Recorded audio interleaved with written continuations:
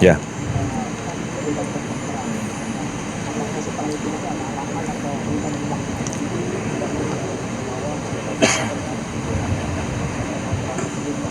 Ya, artinya kan TNI di kampus itu kan itu masalahnya hanya dibesar-besarkan aja. Sebenarnya tidak ada permasalahan antara TNI dengan teman-teman mahasiswa di kampus. Gak ada. Dari dulu kerjasama itu selalu ada, gitu ya. Dan berlangsung sudah lama. Contoh misalnya saat ini misalnya yang kami lakukan misalnya TNI memberikan pelatihan kepada prajurit TNI dilatih di IPB. Nah, dalam rangka memberi bekal dalam rangka untuk kompi pertanian. Nah, kemudian kami TNI juga menggandeng teman-teman dari beberapa universitas untuk pengamangan radar, pengamangan drone, pengamangan senjata.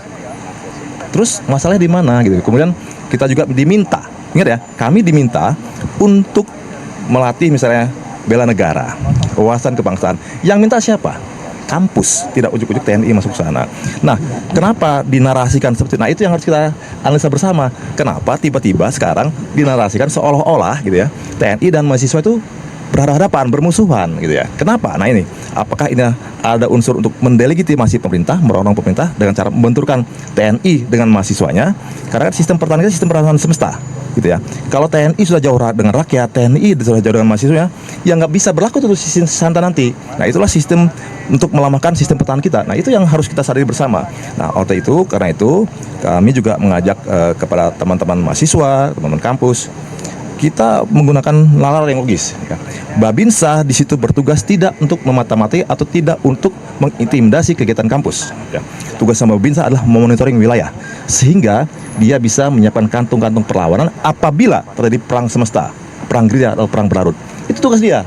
Jadi dia mendata berapa perempuannya, berapa laki-lakinya, di mana ada bengkel yang bisa digunakan, misalnya terjadi pertempuran, bisa untuk perbaikan senjata, di mana ada ahli yang memang ahli museum, di mana logistik wilayah. Nah, seorang Babinsa itu harus menguasai itu, sehingga dia memonitoring wilayah, sehingga apabila benar-benar terjadi kita perang gerilya atau perang berlarut tadi, udah nggak aneh lagi dan masyarakat sudah kenal ini loh Babinsanya, nah, gitu ya kira-kira ya. Jadi menurut saya narasi-narasi miring tadi itu yang perlu kita luruskan bersama-sama ya. Wong cuma ngobrol aja kok dia dibilang memata-matai. Besok-besok kita makan dekat kampus UI situ dibilang memata-matai. Kayak saya jemput anak saya kuliah tuh dibilang mati. Jangan lah ya. Udah kita berpikir logis saja, tidak ada perintah. Ya, saya ulangi, tidak ada perintah kita untuk represif, tidak ada perintah kita untuk mengintimidasi, apalagi mencampuri urusan internal kampus, gitu ya.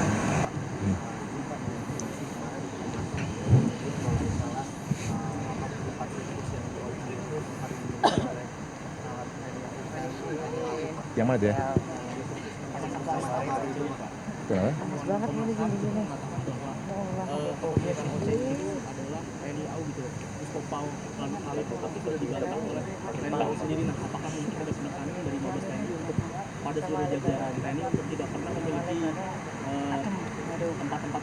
Untuk masalah itu kami belum mendalami ya, kami juga belum menanya tentang itu. Nanti mungkin lebih detailnya tak bisa ditanya ke Dispenau ya tentang apakah emang keterkaitan dengan TNI atau bukan, gitu ya. Kalau saat ini saya sendiri belum pernah menerima instruksi untuk tentang itu, membaca tentang itu, gitu ya. Tapi kalau TNI AU sudah membantah sih Pak, tidak pernah memiliki POCI itu.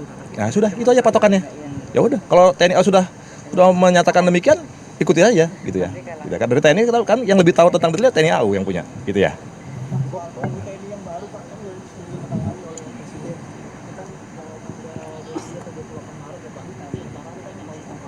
Hmm. Hmm.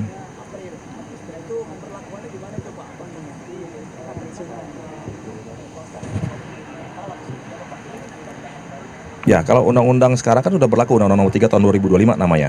Nah, tentang bagaimana jabatan Kepala Staf Angkatan Laut, ya kita tunggu sidang wanjatinya.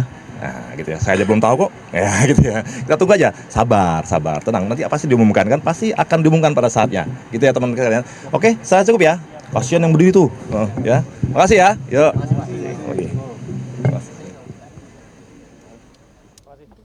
Yang mana ini? Agak-agak mundur ya? Egi dan Mas Nofrian. Siap.